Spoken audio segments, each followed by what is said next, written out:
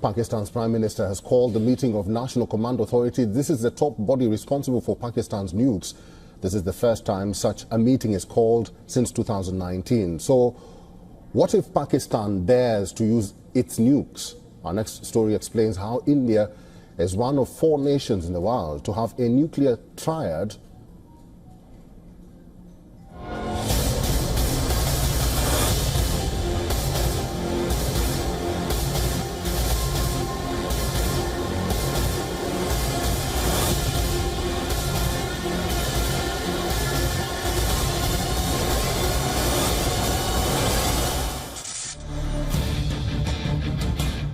This is the doomsday scenario.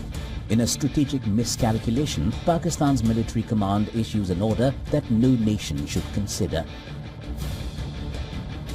Pakistan activates its nuclear weapons. Within moments, missiles are screaming across the skies.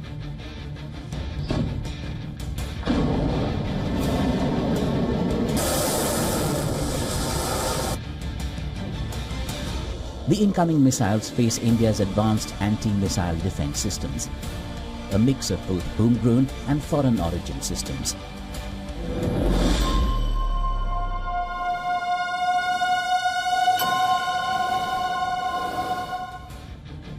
First up, they encounter the Prithvi air defense that intercepts ballistic missiles outside the Earth's atmosphere.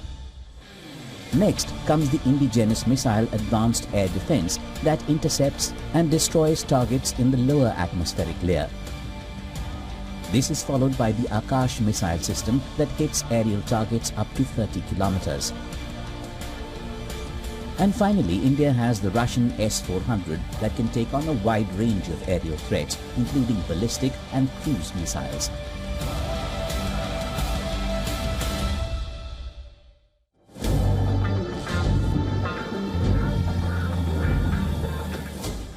Years of meticulous intelligence gathering and advanced satellite surveillance have stripped Pakistan's nuclear infrastructure of any element of secrecy.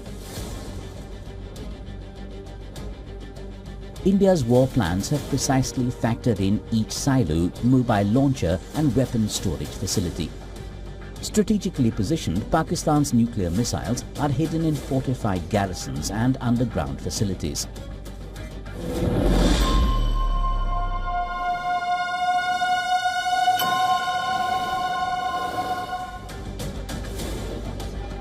Pakistan's land-based missile silos are located at the Akru garrison, the Gujranwala garrison, the Khuzdar garrison, the Pano Akil garrison and the Sargodha garrison.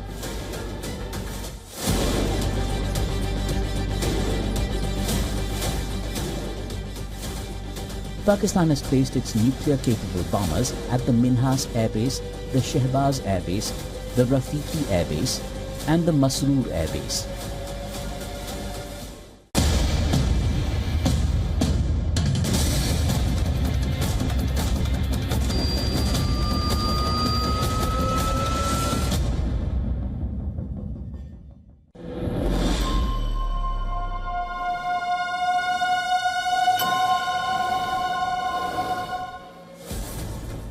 India is one of only 4 nations with a fully operational nuclear triad, land, air and sea-based nuclear delivery systems. Which means that even if Pakistan uses nuclear weapons first, India's second strike capability, especially its stealth Arihant-class submarines, will guarantee a punishing response, nullifying any nuclear blackmail.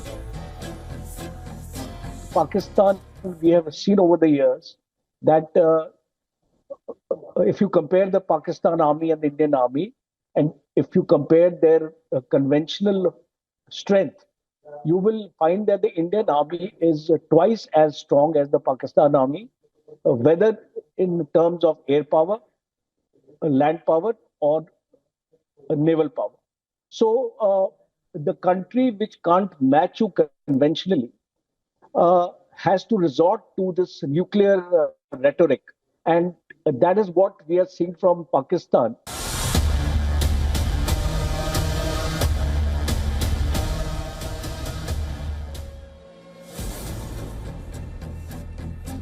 History is witness to Pakistan's futile attempt to alter the status quo in 1999 during the Kargil conflict. Its covert incursions were met with a blistering Indian counter-offensive. Leveraging air power and high-altitude warfare, India's military not only recaptured lost ground, but called Pakistan's bluff of having nuclear weapons.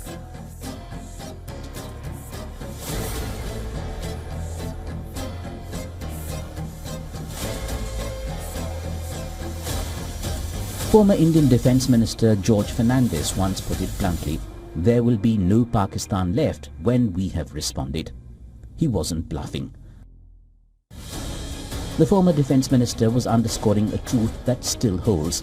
India's second strike capability is devastating, assured and precise. Pakistan may speak of full-spectrum deterrence, but India's response is spectrum-shattering. The first strike is no protection for Islamabad. It will only seal its fate. Bureau Report, WION The World.